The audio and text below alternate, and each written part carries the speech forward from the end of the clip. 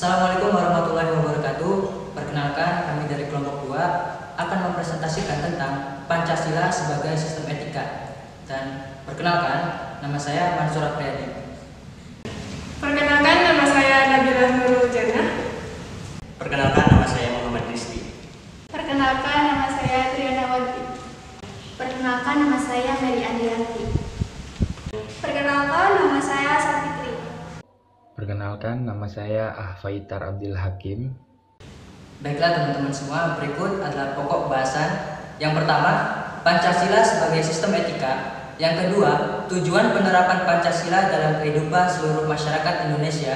Yang ketiga, penerapan Pancasila dalam mengatur etika seluruh warga negara Indonesia. Dan yang keempat, bahaya pengabaian Pancasila. Langsung saja ke pokok pembahasan yang pertama yang akan disampaikan oleh Saudari Trianawanti. Tempat dan waktunya saya persilahkan.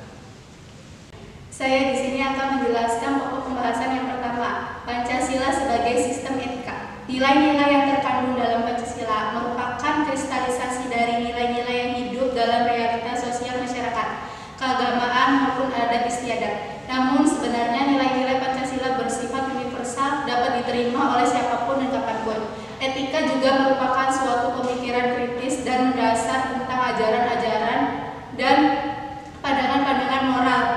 Etika suatu ilmu yang membahas tentang bagaimana dan mengapa kita mengikuti suatu ajaran moral tertentu, atau bagaimana kita harus mengambil sikap yang bertanggung jawab terhadap dengan berbagai ajaran moral. Di dalam etika Pancasila juga terkandung nilai-nilai ketuhanan, kemanusiaan, persatuan, kerakyatan, dan keadilan. Kelima nilai tersebut membentuk perilaku manusia Indonesia dalam semua aspek kehidupannya. Pentingnya Pancasila sebagai sistem etika bagi bangsa Indonesia ialah agar selalu berpegang teguh terhadap norma untuk mengatur perilaku kehidupan bermasyarakat, berbangsa, dan bernegara di Indonesia. Lanjut ke pokok pembahasan yang kedua adalah tujuan penerapan Pancasila dalam kehidupan seluruh masyarakat Indonesia yang akan disampaikan oleh Saudari Nabila Nurul Jannah. Jadi, tujuan utama penerapan Pancasila sebagai sistem etika adalah untuk mempertahankan jati diri bangsa Indonesia dari segala bentuk perubahan yang terjadi. Maka, seluruh rakyat Indonesia pula wajib untuk menerapkan seluruh nilai Pancasila dalam kehidupan sehari-hari. Pancasila juga dapat memperkukuh persatuan dan kesatuan dalam negara kesatuan Republik Indonesia. Hal ini dikarenakan nilai-nilai Pancasila bersifat menyeluruh, artinya nilai-nilai Pancasila tidak diciptakan hanya untuk satu suku bangsa saja, namun untuk seluruh suku bangsa yang ada. Dan nilai-nilai yang terdapat dalam Pancasila juga tidak hanya diperuntukkan bagi penganut agama tertentu. Akan tetapi nilai-nilai Pancasila juga berlaku dan menjadi pedoman bagi seluruh rakyat Indonesia tanpa memandang perbedaan suku, bangsa, agama, budaya, bahasa, dan sebagainya. Sehingga diharapkan kepada seluruh generasi yang akan datang agar bisa selalu meningkatkan kesadaran berbangsa dan bernegara di Indonesia. Lanjut ke pokok pembahasan yang ketiga, peranan Pancasila dalam mengatur etika seluruh warga negara Indonesia yang akan disampaikan oleh Saudara Muhammad Rizky dan Saudari Mary Andrianti. Saya akan menyampaikan pokok materi ketiga, yaitu peranan Pancasila dalam mengatur etika seluruh warga negara Indonesia. Etika dibagi menjadi dua kelompok, yang pertama etika umum dan yang kedua etika khusus.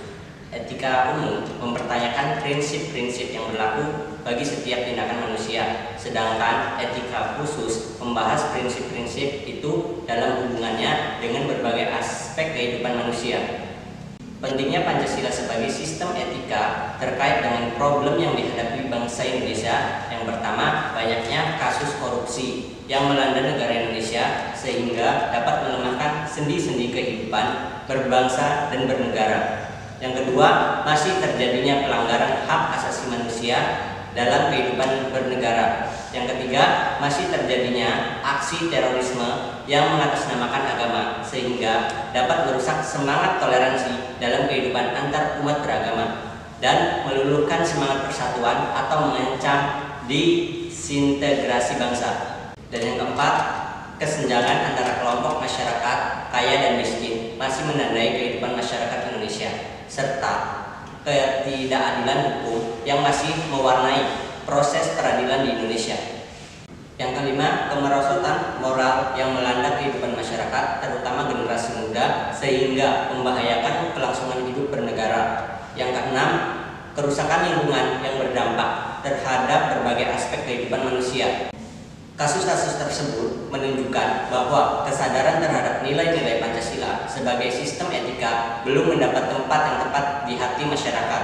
Semua itu memperlihatkan pentingnya dan mendesaknya peran kedudukan Pancasila sebagai sistem etika karena dapat menjadi tuntutan bagi warga negara untuk berperilaku sesuai dengan nilai-nilai Pancasila. Apabila penerapan yang dilakukan sudah maksimal dan sesuai dengan nilai-nilai Pancasila yang ada, maka ada beberapa dampak positif yang muncul dari penerapan sila-sila Pancasila. Ketuhanan Yang Maha Esa, saling hormat menghormati dan selalu bekerja sama antar umat beragama dalam satu wilayah tertentu, saling menghormati dalam beribadah dan memberikan kebebasan beribadah seluruh umat beragama sesuai dengan agama dan kepercayaannya, tidak memaksakan suatu agama dan kepercayaan pada orang lain. Kemanusiaan yang adil dan beradab, mengakui persamaan derajat, hak dan kewajiban antara sesama manusia dengan tidak membeda-bedakan dalam hukum, saling mencintai dan menyayangi sesama manusia, tenggang rasa kepada orang lain dengan menghargai hak orang lain, tidak semena-mena kepada orang lain dengan selalu mendengarkan pendapat orang lain, selalu rendah hati, tidak menganggap semua orang sama, menjunjung tinggi nilai kemanusiaan, berani menjunjung tinggi kebenaran dan keadilan dimanapun kita berada tanpa melihat siapa yang harus kita bela, saling hormat menghormati dan bekerja sama dengan bangsa lain agar terjadinya kerukunan, kenyamanan dan keamanan yang terjadi di antara bangsa yang satu dengan bangsa yang lain. Persatuan Indonesia, menempatkan persatuan, kesatuan, kepentingan dan keselamatan bangsa dan negara di atas kepentingan pribadi atau golongan, rela berkorban untuk kepentingan bangsa dan negara mulai dari hal terkecil hingga ke hal yang paling besar, cinta tanah air dan bangsa dengan selalu menggunakan produk dalam negeri dalam usaha meningkatkan perekonomian bangsa dan negara, menjunjung tinggi nilai kemanusiaan, bangga sebagai rakyat bangsa Indonesia dan bertanah air Indonesia, memajukan pergaulan demi persatuan dan kesatuan bangsa dan berbineka tunggal ika dalam setiap lapisan masyarakat. Kerakyatan yang dipimpin oleh hikmat kebijaksanaan dalam permusyawaratan atau perwakilan, mengutamakan kepentingan negara dan masyarakat di atas kepentingan pribadi dan golongan, tidak memaksakan kehendak orang lain terhadap segala keputusan yang ingin diambil, mengutamakan musyawarah dalam mengambil keputusan untuk kepentingan bersama dan selalu mendengarkan pendapat semua orang yang ingin berargumen, menerima dan melaksanakan setiap keputusan musyawarah dengan ikhlas dan senang hati, mempertanggungjawabkan setiap keputusan musyawarah secara moral kepada Tuhan Yang Maha Esa dengan selalu melaksanakan setiap kewajiban yang dimanatkan tanpa memilih apa yang harus diutamakan. Keadilan sosial bagi seluruh rakyat Indonesia, menjaga keseimbangan antara hak dan kewajiban, menghormati hak-hak orang lain, contohnya dengan selalu memberikan kesempatan berbicara kepada orang lain, suka memberi pertolongan kepada orang lain dengan ikhlas dan senang hati tanpa memandang siapa yang kita tolong, menjauhi sikap pemerasan kepada orang lain, menjauhi sikap boros dan gaya hidup mewah, rela bekerja keras, menghargai hasil karya orang lain. Lanjut ke pokok pembahasan yang keempat, bahaya pengabaian Pancasila yang akan disampaikan oleh Saudari Sapitri dan Saudara Al-Faitar Abdul Hakim. Kita ke pembahasan keempat, yaitu bahaya pengabaian Pancasila. Dampak yang akan ditimbulkan jika penerapan Pancasila dalam mengatur segala bentuk aturan, tindak dan perilaku warga negara Indonesia dihilangkan akan menyebabkan munculnya modernisasi dan dampak globalisasi yang semakin terlihat dengan jelas. Salah satu contohnya dampak negatif dari yang kini sangat signifikan terlihat adalah mulai pudarnya rasa cinta Pancasila dan selalu mengamalkan dan menghayati nilai-nilai yang terkandung dalam Pancasila. Yaitu pengabaian terhadap Pancasila juga dapat menimbulkan ancaman. Ancaman tersebut dapat berasal dari dalam dan luar negeri. Nah, ancamannya itu misalkan yang terjadi saat ini seperti timbulnya konflik horizontal dan vertikal. Konflik horizontal itu sendiri adalah konflik yang terjadi antara orang atau golongan yang memiliki kesamaan derajat sosial, kelas sosial,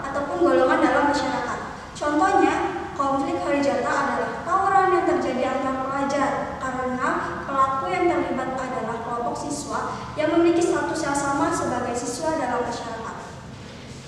Yang kedua yaitu konflik vertikal sendiri adalah konflik yang dapat timbul di antara individu yang mempunyai kewenangan, kekuasaan, serta status sosial yang berbeda antara satu sama lainnya. Contohnya adalah konflik yang terjadi antara orang tua dan anak.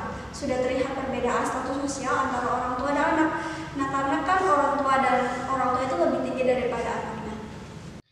Saya akan menjelaskan pokok bahasan yang keempat, yakni pengabdian Pancasila. Kemudian adanya konflik yang bernuansa politis yang merupakan perselisihan yang muncul antara dua belah pihak yang menginginkan suatu kebutuhan yang sama.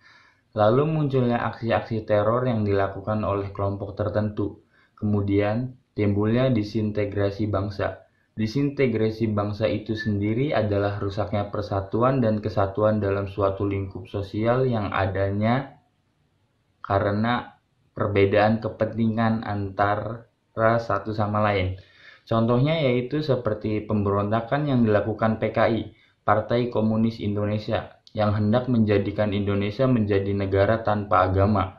Dan jelas-jelas hal itu mengingkari dasar negara kita, yaitu Pancasila.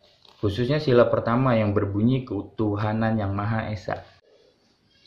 Munculnya dukungan internasional secara terselubung kepada kelompok tertentu, meningkatnya sentimen keagamaan, kedaerahan, kekuasaan, ego, berkelompok, dan kepentingan kelompok dan tidak harmonisnya hubungan kemitraan dan komunikasi antara pemerintah dan legislatif dan lainnya.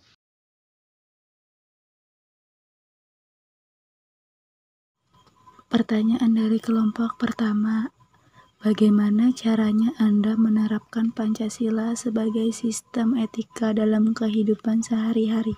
Saya Trianawanti akan menjawab pertanyaan dari kelompok pertama, yaitu Pancasila terdiri dari 5 sila. Yang pertama, ketuhanan yang Maha Esa. Penerapannya dengan menghormati setiap penganut umat beragama karena di Indonesia terdiri dari 6 agama besar, yaitu Islam, Kristen, Katolik, Konghucu, Hindu, dan Buddha. Jadi kita harus saling menghormati tanpa membeda-bedakan, apalagi adanya diskriminasi antar umat beragama. Yang kedua, kemanusiaan yang adil dan beradab. Kita tidak boleh berbuat jahat dan adil kepada sesama manusia. Kita harus saling menghormati sesama manusia tanpa membeda-bedakan. Menerapkan sikap tenggang rasa kepada orang lain dengan menghormati hak-hak orang lain, membantu orang lain yang mengalami kesusahan atau musibah, dan selalu menjaga sikap, perbuatan, dan tutur kata agar tidak menyinggung atau melukai perasaan orang lain. Yang ketiga, persatuan Indonesia.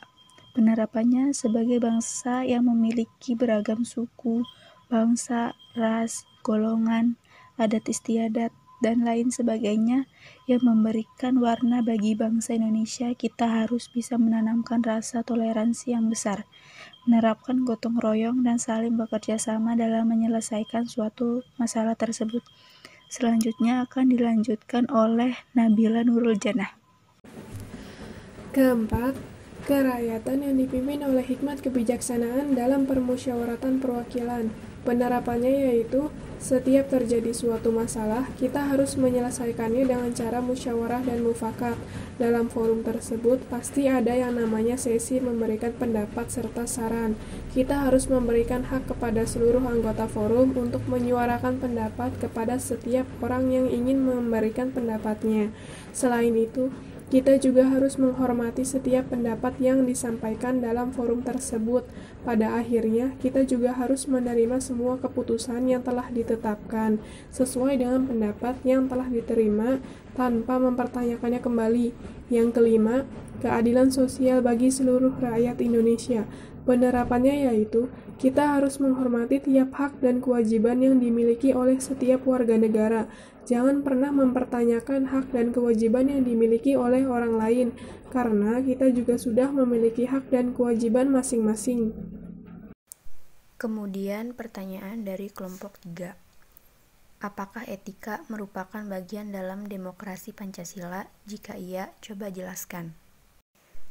Etika tentu saja merupakan salah satu bagian dari demokrasi Pancasila yang dianut bangsa Indonesia. Karena dalam kehidupan, etika sangatlah diperlukan. Salah satunya tentu saja dalam pelaksanaan demokrasi di Indonesia yang merupakan negara yang menganut sistem demokrasi Pancasila. Demokrasi Pancasila adalah demokrasi yang berasal dari sila-sila dalam Pancasila yang dilihat sebagai satu kesatuan yang utuh. Demokrasi Pancasila erat kaitannya dengan musyawarah dan mufakat yang dilakukan dalam menyelesaikan suatu masalah. Karena sikap keputusan dapat dicapai dengan mufakat. Namun, dalam penyampaian pendapat, tidak semuanya dapat disampaikan secara langsung karena harus melihat kondisi yang ada dalam suatu forum. Seperti contohnya, ketika dalam suatu forum diskusi ada yang ingin memberikan pendapatnya, maka kita harus mempersilahkannya dan kita juga harus menerima pendapat tersebut. Yang ingin menyuarakan pendapatnya pun tidak seenaknya berbicara di depan semua orang. Ia harus meminta izin dahulu kepada setiap orang yang ada.